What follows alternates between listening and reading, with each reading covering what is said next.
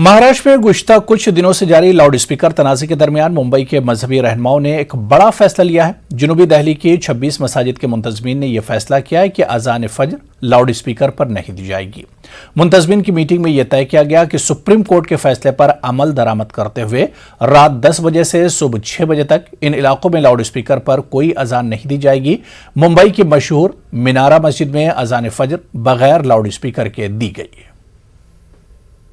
हमारे यहाँ हमारे एरिया में सुप्रीम कोर्ट के गाइडलाइंस के अनुसार अजान दी गई है बिना माइक के। सुबह 6 बजे अजान, 6 से पहले अजान जो हुई है वो बिना माइक की दी गई है। अभी कोर्ट इसको ऑर्डर है तो हमको तो मानना ही पड़ेगा ना वो चीज़। मीटिंग के बाद हमने फैसला किया है कि सुप्रीम कोर्ट की जो गाइडलाइन है उसके मुताबिक रात 10 बजे से सुबह 6 बजे तक इंशाल्लाह लाउड स्पीकर का इस्तेमाल नहीं करेंगे। ये मुत्तफिक फैसला हुआ है तो सुप्रीम कोर्ट के आदेश को हम पालन करेंगे और न किसी के दबाव में है। सुप्रीम कोर्ट का फैसला है तो हम उसका अपने सर आँखों पर कि हम 10 से 6 के बीच में ये माइक का इस्तेमाल नहीं करेंगे। एक बड़ी तादाद में लोग यहाँ जमा हुए और सब लोगों ने मिलके बगैर किसी दबाव के, बगैर किसी उसके, सारे उलमा इकराम ने बैठ के एक राय की है कि भाई ये माहौल अगर अजान 10 से 6 बजे तक के अगर सुप्रीम कोर्ट का जो आदेश है अगर उसके मुताबिक अगर हम लोग चले तो हमको कोई तकलीफ नहीं है।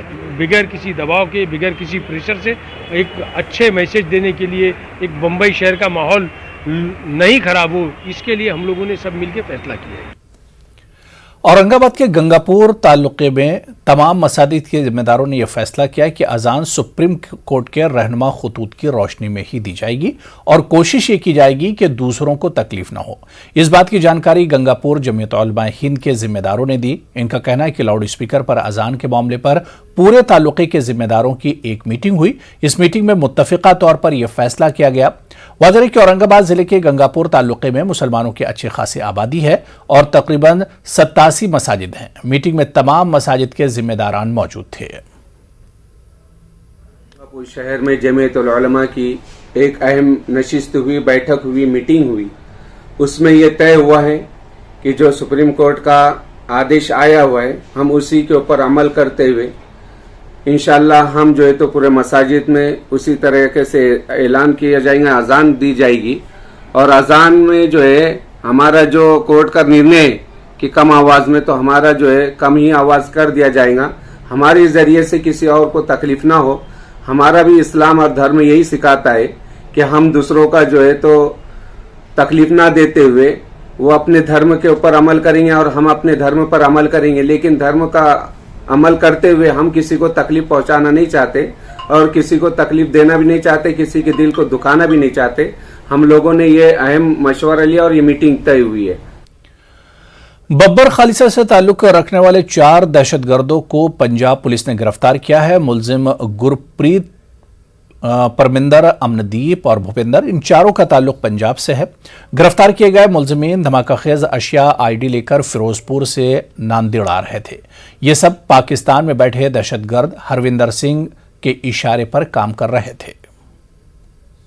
ये जो भी जानकारी मीडिया में वायरल हो रही है वहाँ टीम जाने के बाद डिटेल्स पता चलेंगे और वो कंसाइनमेंट कहाँ से निकला था, कहाँ पहुँचा था, किसके पास डिलीवरी हुई थी, इस बारे में हम तहकीकात करेंगे। रिंदा की पार्श्वभूमि क्या है? नांदेड़ में उसमें कुछ गुने वगैरह? नांदेड़ में काफ़ी गुने दाखिल है, 302, 307 और खंडनी के भी गुने दाखिल है। लगभग 50 के करीब उनके साथीदार है। अलग अलग गुने में नांदेड़ में अरेस्टेड है। 17 अभियुक्त एक्यूज्ड है वो जेल में है, बाकी कुछ फरार है। एक की डेथ हुई है और कुछ आरोपी जो है वो जामीन पे है। वॉइस क्लिप भेज के खंडनी की डिमांड की जाती है और कोई और बंदा जो खंडनी के पैसे उठाता है इस तरह की, और कंसाइनमेंट न मिलने पर या उसकी डिमांड पूरी न होने पर फायर की जाती है। महाराष्ट्र के औरंगाबाद में शिद्दत की गर्मी से लोगों का घरों से बाहर निकलना दुश्वार हो चुका है। शहर में दर्जा हरारत 42 डिग्री सेल्सियस तक पहुंच चुका है। झुलसा देने वाली गर्मी की वजह से लोग घरों में कैद होकर रह गए। सड़कों पर ट्रैफिक भी बराए नाम है। शहरियान का कहना है कि धूप की शिद्दत से इनके रोजमर्रा के मामूलात पर असर पड़ रहा है। ऊपर से महंगाई की मार ने ट्रांसपोर्ट भी महंगा कर दिया, जिसकी वजह से आम आदमी की परेशानियों में बेहद इजाफा हो गया। लोग सन स्ट्रोक का शिकार हो रहे हैं। वाज़ेह है कि औरंगाबाद शहर में मकामी सतह पर सरकारी बसों की मुनासिब सहूलत नहीं है, जिसका फायदा ऑटो रिक्शे वाले भी उठा रहे हैं।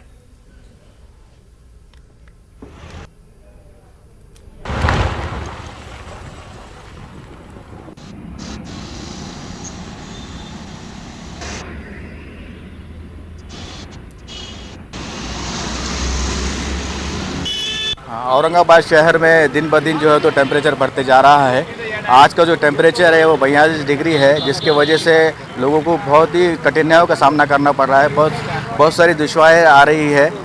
लोग जो है गर्मी की वजह से इतने परेशान है कि वो बाहर नहीं निकल पा रहे हैं। काफ़ी सारे काम होने के बावजूद भी 42 डिग्री होने की वजह से लोग जो है काम को नहीं जा रहे हैं। और इस गर्मी के वजह से जो है ऑटो वाले जो है वो भी जो है तो काफ़ी सारे कम रास्ते पे चल रहे हैं, क्योंकि इतनी हीट है कि जिसकी वजह से वो भी कुछ बिजनेस नहीं दे पा रहे हैं। अभी मुझे कलेक्टर ऑफिस के पास में पंचायत समिति में जाने का है, SLR ऑफिस, तो मैं यहाँ पे खड़ा हूँ धूप के अंदर में, तो ऑटो भी नहीं मिल रहा है, ना बस है, ना कुछ है, ना क्या है। सिटी बस का भी इंतजाम नहीं है। धूप की वजह से बाहर बहुत धूप है और धूप की वजह से बहुत परेशानी हो रही है और बूढ़े इंसान को निकलने की भी परेशानी हो रही है। गाड़ियाँ मोटर नहीं है, रोड पे आने जाने की परेशानी हो रही है और ना कोई सुविधा है, ना बस है, ना रक्शे वाले हैं। इस हिसाब से धूप की वजह से चलना नहीं हो रहा। धूप के बचने के वास्ते हमको तो छतरी का या दस्ती का सहारा लेना पड़ रहा है। मौसम ख़राब होने की वजह से बच्चों की तबीयत ख़राब हो रही है और दूसरा है तो चलने फिरने में तकलीफ़ आ रही है और जो ज़्यादा उम्र वाले हैं उनके वास्ते भी धूप है तो डेंजर साबित हो रही है। आरएसएस की शाखा की तर्ज पर आम आदमी पार्टी ने भी यूपी में तिरंगा शाखा लगाने का ऐलान किया है। आम आदमी पार्टी का कहना है कि आरएसएस के नजरिए का मुकाबला करने के लिए पार्टी 10,000 तिरंगा शाखाओं का क़याम करेगी और इसके लिए बाकायदा शाखा प्रमुखों की तकर्री भी की जाएगी। इलाहाबाद में मीडिया से बात करते हुए पार्टी के सीनियर लीडर संजय सिंह ने कहा कि समाज में कौमी एकता और फिरकावाराना हम-आहंगी कायम करने के लिए आम आदमी पार्टी ने बड़े पैमाने पर तिरंगा शाखा लगाने का फैसला किया है।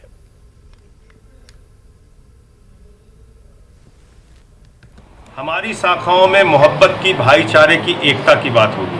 हमने नारा दिया है, हर भारतीय की पहचान तिरंगा निशान और भारत का संविधान। हम भारत के तिरंगे को सामने रखकर बाबा साहब के द्वारा लिखे गए संविधान की प्रस्तावना पढ़ेंगे। ये देश किसी मोदी योगी के फरमान से नहीं, भारत के संविधान के मुताबिक चलेगा। इस बात का हम संकल्प लेंगे। देश के महापुरुषों के बारे में चर्चा करेंगे उस तिरंगा शाखा में। 10,000 तिरंगा शाखाएं उत्तर प्रदेश में हम बनाएंगे, शाखा प्रमुख बनाएंगे। 1 जुलाई से हम लोग इसकी शुरुआत कर रहे हैं। इसका मकसद सिर्फ और सिर्फ भाईचारे, एकता और भारत को मजबूत करने का है। उत्तर प्रदेश के ललितपुर जिले में नाबालिग लड़की की इस्मतदरी के मुलजिम एसएचओ को प्रयागराज से गिरफ्तार किया गया है। इस मामले में एसएचओ समेत 6 लोगों के खिलाफ मुकदमा दर्ज किया गया। इस सिलसिले में कल 2 मुलजिमीन को भी गिरफ्तार किया गया था। ख्याल है कि मुतासरा की मां की शिकायत के मुताबिक चंदन, राजभान, हरिशंकर और महेंद्र चौरसिया नामी मुलजिमीन ने 22 अप्रैल को इसकी बेटी का अगवा किया था और इज्तिमाई इस्मत रेजी की थी। इल्जाम है कि मामले की शिकायत करने पहुंची बच्ची की थाना इंचार्ज ने इस्मतदरी की। इस वारदात पर अपोजिशन जमातें योगी हुकूमत पर शदीद तनकीद कर रही हैं।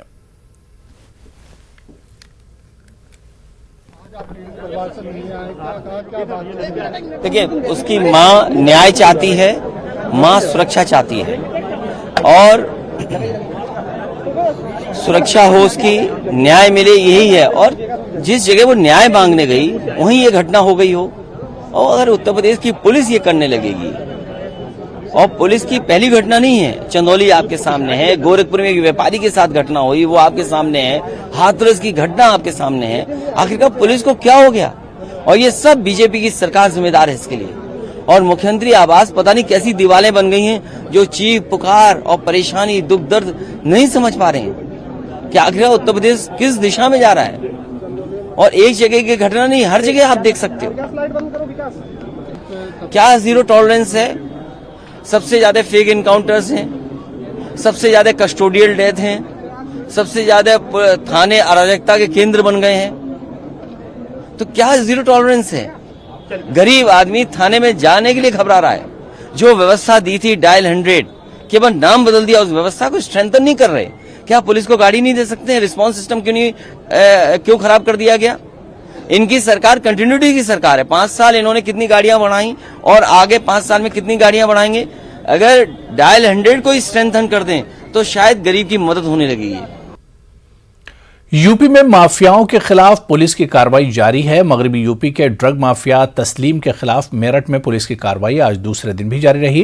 गैरकानूनी तरीके से मंशियात के कारोबार से लेसाड़ी गेट थाना इलाके के शानदार कॉलोनी में बनाई गई तकरीबन 1.5 करोड़ कीमत की प्रॉपर्टी को कल पुलिस ने कुर्क करने के बाद आज लाल कीर्ति और कैंट थाना इलाके में 50 लाख की प्रॉपर्टी को भी पुलिस ने कब्जे में ले लिया। में एक बहुत बड़े अपराधी हैं, इन पे विभिन्न थानों में 50 से ऊपर कल भी जो है गैंगस्टर एक्ट के तहत कुछ रहती है थाना साड़ी गेट में, उसी के तहत आज एक कार्रवाई और करी जा रही है। ये जो आप देख रहे हैं प्रॉपर्टी, इसकी कीमत 50 लाख से ऊपर है और भी जांच कर रहे हैं कि तस्लीम ने अवैध तरीके से धन अर्जित करके और कौन सी संपत्ति खरीद रखी है अपने या अपने सगे संबंधियों के नाम पर, उन पर भी सेम कार्रवाई करी जाएगी। इसकी वर्तमान में जो मूल्य 50 लाख से ऊपर है। तो चलिए इस बुलेटिन में भी फिलहाल इतना ही। आदाब।